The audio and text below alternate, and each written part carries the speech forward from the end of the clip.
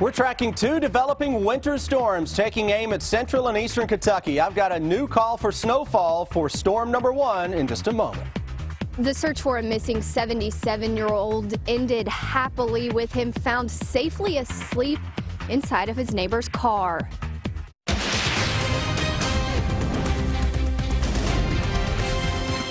WKYT News starts now with First Alert Weather.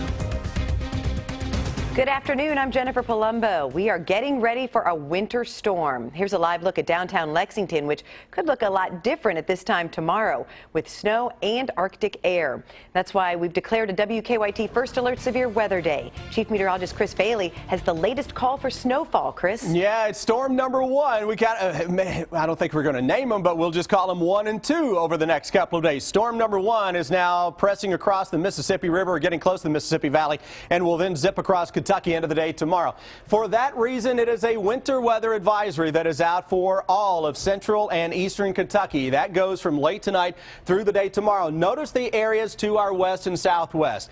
From the Lake Cumberland area, Russell County, Adair County, and points south and west from there, that is a winter storm warning that is out for tonight and into the day on Wednesday. This is a widespread snowfall that is on the way to the Bluegrass State. Nothing on your Defender radar network for now. By 11 tonight, though, we're going to be seeing snows breaking out into western Kentucky. Here is our storm system. Anytime you look at a radar and you start to see that little curlicue on the north side of an area of low pressure, that's when you know a storm has a little bit of lift to it. That's quite a little potent little snowmaker that is now crossing out of Kansas City into Missouri. And again, we'll take aim at the Bluegrass State tonight and tomorrow. Latest call for snowfall, 2 to 4 inches for the Lexington metro, points south and west from there. The farther northeast that we go, generally talking about 1 with some local 2 and 3 inch amounts. Then look at that area I've highlighted in the darker blue from Somerset and points west. That's where the bulk of the snows will fall.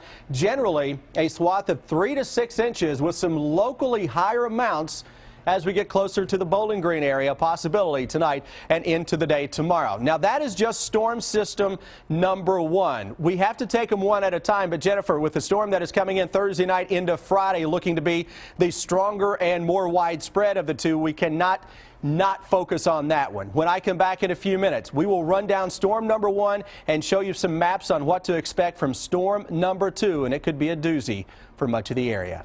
We'll see you in 15 minutes. Thanks, Chris. This afternoon, a Lexington family is very relieved to have their loved one back home after he wandered out into the extreme cold. 77-year-old William Henry Cook left his home in the Raleigh Court area about 8:30 this morning. It was a race against the clock to find him. According to Chris Bailey, it was 9 degrees at the time, but felt like it was below 0. WKYT's Hillary Thornton shows us the happy ending. It's our top story at 4.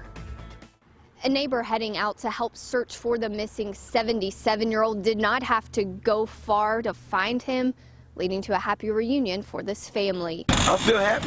I'm real happy I'm real happy they found him. He's a nice neighbor, you know. Albert Chenault says he was going to join in the search, starting his car to heat up when he saw a head moving around in the back seat of his other vehicle. Nobody shouldn't be in the back seat of my truck, you know what I mean? Then maybe about 5 or 6 seconds later, I figured, I said, that might be Mr. Cook. And that's who it was in the back seat, Mr. Cook. We were there as first responders helped him out of the vehicle, taking him for a happy reunion with his family.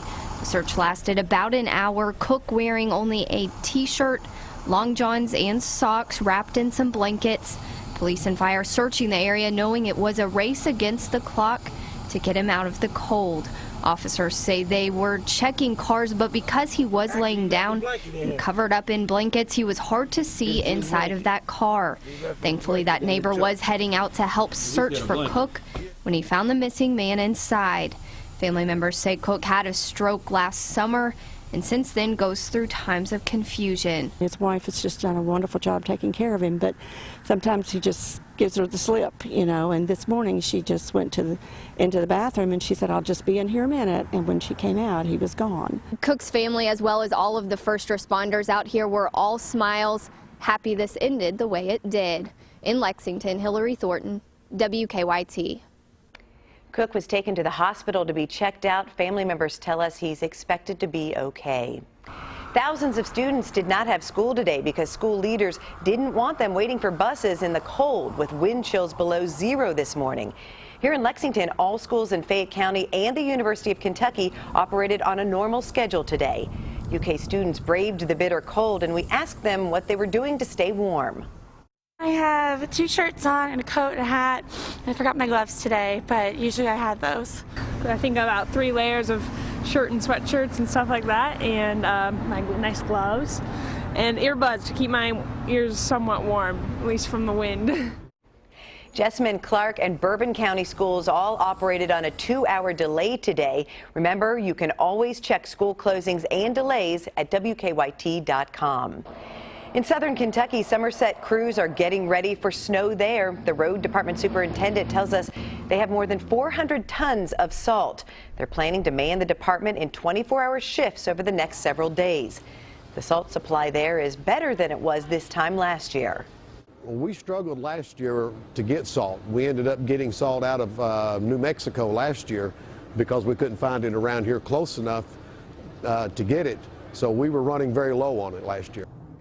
City officials ask people living in Somerset to avoid leaving their cars parked on streets to give plows plenty of room to clear the roads. We'll have more on the preparations in southern Kentucky on WKYT News at 5. And remember, you can track the winter weather with the WKYT Weather Plus Traffic app. Download it for free for your smartphone or tablet. Our reporters are working on a number of other stories for WKYT starting at 4:30. Amber Philpott is in the newsroom with a look at some of the news in progress. Good afternoon, Amber. Good afternoon to you, Jennifer. Lexington Mayor Jim Gray delivered his annual State of the City address this afternoon. The mayor addressed the city's financial condition as well as crime and safety concerns. Lexington has already had 4 murders this year. Gray's address comes amid speculation that he could challenge U.S. Senator Rand Paul this year. You're going to hear from Mayor Gray coming up on WKYT News at 6. Thousands of drivers have to find a detour because of the closure of a Louisville bridge. The Kennedy Bridge closed early this morning for repairs. The bridge carries Interstate 65 across the Ohio River. It's expected to be closed for about 6 months. You're going to hear from officials about that closure on WKYT News at 5:30. Let's look at just some of the news in progress. Jennifer, back to you. Thanks, Amber. Now to a story making headlines across the nation at 4. Today, the Supreme Court announced it will take up President Obama's executive action on immigration this term. The court could decide whether his decision to keep millions of illegal immigrants from being deported violates the Constitution. Diane Gallagher has the latest. The president's controversial executive action on immigration is going to court. The program allows more than 4 million undocumented immigrants whose children are U.S. citizens to apply for work permits and avoid being deported temporarily. We've got a strong argument to make, both in terms of the legal ground on which we're operating, but also in terms of the practical impact, positive impact, that these executive actions will have. The president laid out his vision back in 2014. You'll be able to apply to stay in this country temporarily without fear of deportation. You can come out of the shadows and get right with the law. That's what this deal is. But so far, that hasn't happened. 26 states filed a lawsuit blocking it from taking effect, accusing the president of abusing his power by going around Congress.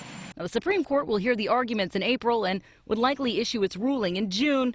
That's just before the conventions in the middle of the presidential campaign season. No matter what that ruling is, the outcome of the election could impact the future of the program. The window of time that people have to come forward is much more narrow. And the big if is the fact that this is a temporary program. A new president, whether it was Democrat or Republican, could very well cancel this. And there's so much confusion in the immigrant community over what to do. In Washington, Diane Gallagher reporting. A mixed finish on Wall Street today. The Dow up 28 points to close at 16,016. The Nasdaq lost 11. You probably know about toll-free phone calls. Well, now Verizon is using the concept for data. Verizon announced a new freebie data service today. It will allow third-party companies to pick up the tab for your data usage when you download content from their apps, websites, and services. Verizon believes the service gives companies a powerful way to market to mobile devices while saving customers data charges. It'll try out the service next week using companies such as Hearst Magazines, Game Day, and Verizon-owned AOL. It's already time to talk taxes. The Internal Revenue Service is accepting tax returns starting today. Taxpayers are being advised to check their mail and email for important documents such as health insurance forms and other tax information. This year you have until April 18th to file your taxes. Hundreds of thousands of pets take to the sky each year. When they're too big to ride in the plane's cabin, they need to be checked. But one of the nation's biggest airlines is joining other carriers and changing its rules. Chris Van Cleve explains.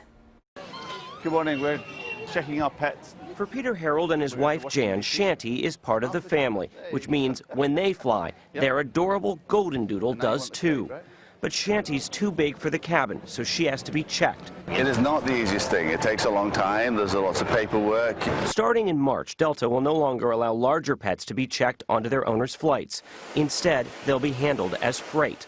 Pets will have to arrive at the airport 3 hours before a flight, be dropped off and picked up at the airline's cargo facility, which may be in a different location than passenger check-in. And the pooch could fly on a separate flight that may arrive at a different time. Delta's change follows United, which also transports larger dogs as cargo. Sue Caslaw Nelson runs the airline's Pet Safe program. We really have a better equipped facility at cargo, and we can properly keep the animals in a safe environment and have professional staff that can look after them when they have a connection or a layover rather than just leaving them, out on the tarmac. Southwest and JetBlue won't let you check a pet. American still does, but only on certain types of aircraft and not when it's too hot or too cold. Service animals are allowed on all flights. However, travel experts say that rule is likely to be abused as the airlines make it harder to check your pets. Chris Van Cleve, CBS News, Reagan National Airport, Virginia. Delta says the change to its policy will ensure a high-quality, consistent service for pets when their owners choose to ship them with Delta Cargo.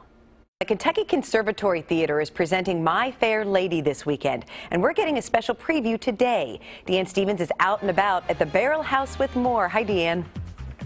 Good afternoon, guys, from the Grand Reserve, where we have a grand show planned for you this weekend. It's My Fair Lady, put on by the Kentucky Conservatory Theater. Wesley Nelson directing the show this weekend. And I love the setup here. It's like we've got dinner and a show. It looks fantastic. Tell us what's going to happen. It's a wonderful space. This is our second year here at the Grand Reserve for Winterfest. So it's what we call modern dinner theater. So it's in a unique space. It's an urban space where you can enjoy a dinner, which will have an entree of bangers and mash, which is perfect for a show set in England. So you get to enjoy your meal, you'll have entertainment before the show starts, and then you get to sit back, have a cocktail from the bar, and enjoy My Fair Lady. Tell us about My Fair Lady and what we're about to see.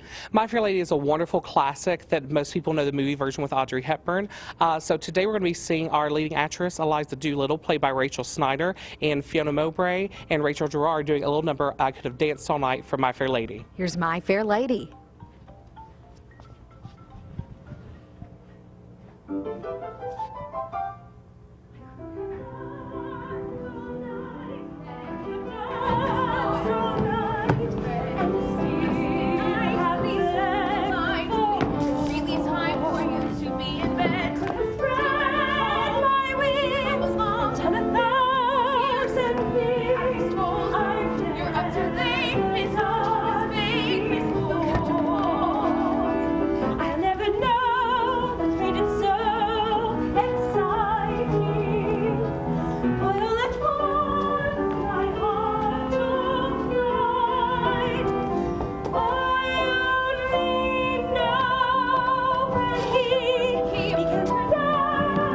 My Fair Lady happening this weekend and next weekend here at the Grand Reserve. How do folks get tickets? They can get tickets by visiting our website, which is www.mykct.org, or calling our ticket hotline, 859-935-1564. Come see My Fair Lady. I'm Deanne Stevens, out and about today. It's time for better living, health, education, and consumer news that impacts your life. Trader Joe's is recalling raw cashew pieces over concerns they might be contaminated with salmonella. No one has reported getting sick from eating them. The company says the bagged pieces have a best-by date of July 2016. They were sold in more than 24 states, including Kentucky. young men who like to sleep a lot may be lowering their risk for diseases. Researchers at the University of Chicago say catching up on sleep, for example on the weekends, may help lower the risk of diabetes. They found the diabetes risk jumped 16% for healthy young men who were sleep deprived. But with 2 nights of extra sleep, their insulin levels returned to normal. In Canada, a new study suggests the higher a person lives in a high-rise building, the lower their chances are of surviving cardiac arrest. Building access and elevator delays were blamed. Those who live below the 3rd floor had the best chance of survival. Kale farmers say they're having a difficult time keeping up with increased demand for the leafy vegetable.